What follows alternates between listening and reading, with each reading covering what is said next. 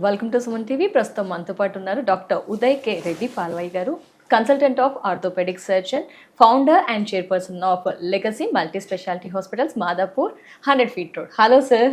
Hello అండి. Sir, భుజం నొప్పి చిన్న ఏజ్ లో కూడా వస్తుంది సార్, ఎందుకు రీజన్స్ అంటారు సార్? ఏం రీజన్స్ సార్? చిన్న ఏజ్ అంటే ఏ ఏజ్? బేసికల్ మీ ఒపీనియన్ 25 నుంచి అప్పట్లో కొంచెం పెద్దవారిలో వినాలి సార్, బాగా పని చేసి హార్డ్ వర్క్స్ అలా. ఇప్పుడు చిన్న ఏజ్ వాళ్ళు కూడా అంటూ ఉన్నారు సార్, ఎందుకు సార్? దేవుడి దయ వల్ల ఒకప్పుడు వాళ్ళంతా బాగా తినేశారు, హెల్దీ సన్లైట్ లో బతికేశారు. అవన్నీ ఇప్పుడు లేవు. అప్పుడు చుక్కలు కనిపించేవి, ఇప్పుడు చుక్కలు కూడా లేవు. ఓకే, చెత్త, pollution and adulterated foods. Adulterated foods అంటే కల్తీ ఫుడ్స్ లో ఉన్న హెల్తీ న్యూట్రియన్స్ లేకపోవడం వల్ల బాడీకి కావాల్సిన స్ట్రెంగ్త్ రిటర్న్ అవ్వట్లే.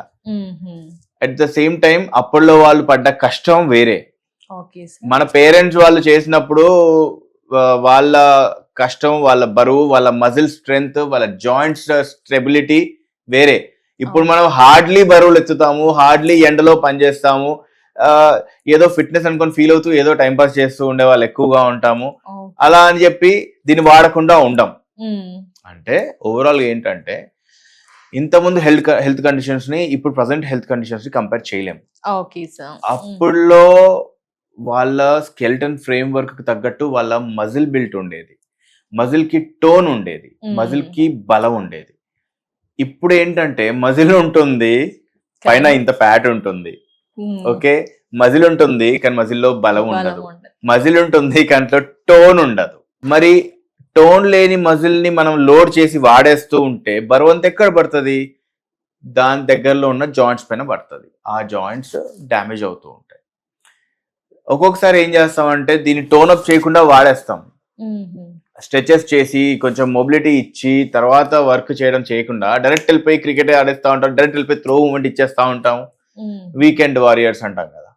సో అలాంటి సిచ్యువేషన్స్ లో జాయింట్స్ ఎర్లీ ఏజెస్ లో కూడా డ్యామేజ్ అయ్యే ఛాన్సెస్ ఉంటాయి. పెద్దవారిలో సార్, పెద్దవారిలో ఎందుకు డ్యామేజ్ అవుతున్నాయి అంటే? పెద్దవారిలో ఏజ్ ఒకటి, ఏజ్ బట్టి.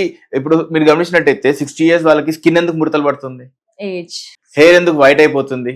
ఏజ్. కలర్ వేసి ఎన్నేళ్ళని మేనేజ్ చేస్తాం? ఓకే, బాడీ ఎందుకు బెండ్ అవుతుంది? ఏజ్. అదే విధంగా జాయింట్స్ లోపల ఉన్న సాఫ్ట్ టిష్యూస్ కూడా డ్యామేజ్ అవుతాయి. జాయింట్ అనగా ఏదో ఇలా ఉండేస్తే అనుకోద్దు. జాయింట్ చుట్టూతా స్ట్రక్చర్స్ ఉంటాయి. షోల్డర్ అన్నారు, షోల్డర్ లో లేబ్రమ్ అని ఉంటుంది, చుట్టూతా క్యాప్సూల్ అని ఉంటుంది, దానిపైన మజిల్ లేయర్ ఉంటుంది. అవన్నీ కూడా వీక్ అవుతూ ఉంటాయి కదా. అది వన్ కండిషన్. లేదు, డయాబెటిక్ ఉంటారు. డయాబెటిక్స్ లో కూడా ఇలా ఉండాల్సిన, నార్మల్ గా ఉండాల్సిన షోల్డర్ కాస్త ఇలా బిగుసుకుపోతుంది. బిగుసుకుపోయిన దాన్ని మనం ఇలా మూవ్ చేయాలని ట్రై చేస్తాం, మజిల్ కట్ అవుతుంది, కట్ అయి పెయిన్ వస్తూ ఉంటుంది. అది ఇంకో రకమైన డీజనరేషన్. సార్, ఇప్పుడు భుజం నొప్పి అన్నారు, షుగర్ పేషెంట్స్ అందరికీ కూడా భుజం నొప్పి వస్తే వాళ్ళు షుగర్ పేషెంట్స్ ఉంటుంది అసలు? అలా ఏం లేదు, అందరికీ ఏం రాదు. అదే మొన్న నేను ఎవరితో భుజం నొప్పి అనగానే షుగర్ వస్తుందేమో అని చెక్ చేయించుకోండి అంటున్నా. అది కరెక్ట్ కాదు కదా సార్? ఏంటి డిఫరెన్స్ ఏమైనా ఉంటుంది? భుజం నొప్పికి డయాబెటిక్. No, that's what. భుజం నొప్పి ఉంటే షుగర్ రాదు. షుగర్ ఉన్న వాళ్ళకి భుజం నొప్పి వచ్చే ఛాన్సెస్ ఉంటాయి. And that to duration of diabetes is important. అంటే ఎన్ని సంవత్సరాల నుంచి ఉన్నది అనేది చాలా ఇంపార్టెంట్. ఈ రోజు మీకు రీసెంట్ గా డయాబెటీస్ డయాగ్నోస్ అయింది అనుకోండి, వెంటనే భుజం నొప్పి వచ్చేది. చాలా ఏండ్లు అవ్వాలి. ఏముందండి, నా షుగర్స్ కంట్రోల్లో ఉన్నాయి, నేను మార్నింగ్ టాబ్లెట్ వేసుకుంటున్నా, ఈవినింగ్ టాబ్లెట్ వేసుకుంటున్నా, షుగర్స్ కంట్రోల్లో ఉన్నాయి. కంట్రోల్లో ఉన్నాయి, టాబ్లెట్ వేసుకుంటే కంట్రోల్లో ఉన్నాయి. That's a catch point. కంట్రోల్లో ఉంది మాత్రం జనాలకు అర్థమవుతుంది, టాబ్లెట్స్ వల్ల కంట్రోల్ ఉందనేది జనాలు పట్టించుకోరు. రైట్? ఎక్కువ సంవత్సరాలు అంటే more than 5 to 8 years diabetic అయ్యి ఉంటే అప్పుడు షోల్డర్ జాయింట్స్ ఎఫెక్ట్ అయ్యే ఛాన్సెస్ ఎక్కువగా ఉంటాయి. బిగుసుకుపోతాయి, బేసికలీ టైట్ అయిపోతాయి. ఫ్రోజన్ షోల్డర్ అంటాం, పెరియార్టైటిస్ షోల్డర్, బిగుసుకుపోతాయి. కంట్రోల్ కదలవు. సార్, జనరల్గా ఇప్పుడు భుజం అయితే పెయిన్ ఉంది సార్, నాకే ఎగ్జాంపుల్ అనుకోండి సార్, పెయిన్ లాగుతూ ఉంటుంది. నేను టెస్ట్ చేయించాను, రుమటాయిడ్ ఆర్థరైటిస్ అని బ్లడ్ టెస్ట్ చేయించాను, అది అని తేలలేదు. దెన్ ఇంకేదో స్కాన్ తీసారు, దాంట్లో కూడా కంఠం బోన్ కదిలిందా, అదేం లేదు సార్. అసలు ఏంటి భుజం నొప్పి అంటే ఎలా తెలుసుకోవచ్చు సార్? ఎలా ఉంటుంది? కన్సల్టేషన్ తీసుకుంటే చెప్తాను. ఇదంతా పెయిన్ చాలా మందికి అలా ఉంటుంది. నేను సర్లే నేను లైట్ తీసుకుంటున్నాను సార్, ఏదైనా పని చేసినప్పుడు ఎక్కువగా అనిపిస్తుంది, తర్వాత లైట్ ఉంది, ఇప్పుడు ఏం పని చేయట్లేదు, ఫ్రీగా ఉంది, అలా పని చేయకుండా ఉండాలి సార్? రైట్ సైడే పడుకోవడం ఏమైనా చేస్తున్నారు మీరు? లేదు సార్.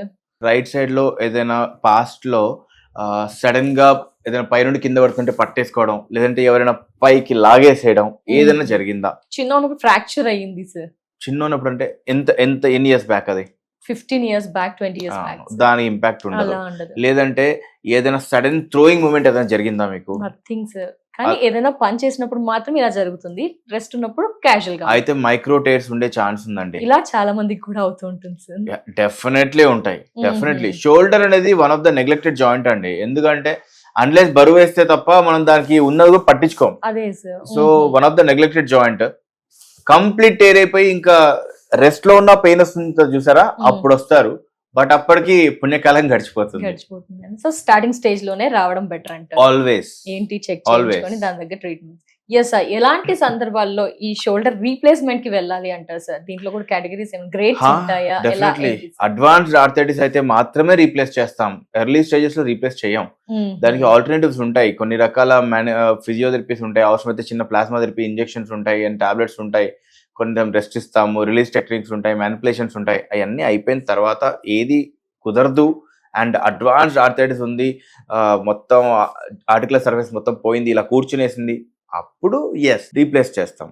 అండ్ మళ్ళీ దాంట్లో రకాలు ఉంటాయి, regular arthroplasty, reverse shoulder arthroplasty and hemi arthroplasty, మళ్ళీ రకాలు ఉంటాయి. సిచ్యువేషన్ బట్టి కేస్ తీసుకుంటాం అనమాట.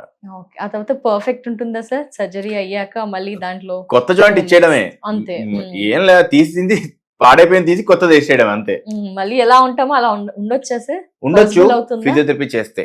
ఫిజియో ఇక్కడ కూడా anywhere in the body any joint replaced సరిపోదు.